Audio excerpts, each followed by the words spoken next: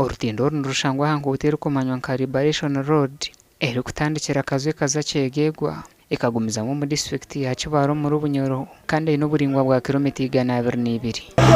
Tumanya nka Liberation Road Orwacyuwire government wekanejya mu kurembeze umuhanda guno president usenubwo yakoze seze hano yekuzaho nebyoma hano enyine so arubazaho bayitulindirira urugudo kuruteka budget kurukora kurutera chorus kikabahoga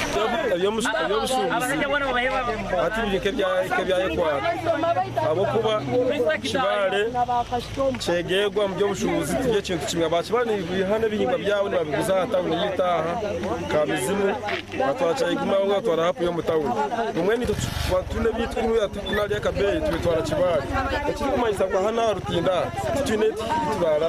abatura bashaba bebembeze ba Kyegegwa na Bunyoro abaro Minister Matia Kasaija umunyishengero Fred byamukama hamwe n'enganzi hanga Robin na Banja okubahwera hanshongeji habwaki batatu yamba bakatwora rugudo rwaiturun nimpura ni sasa muno ekyakubaire ni bagamba nti bakwatagane batuyamba amasanyaraze galeka kuija baito rugudo batuyambe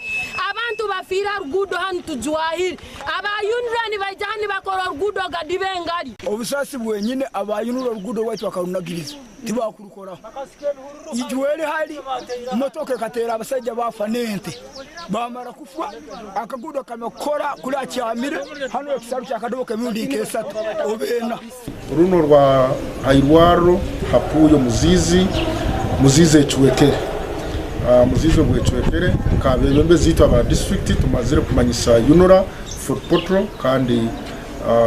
twamanyisa na Yunora Director Executive Director Kagina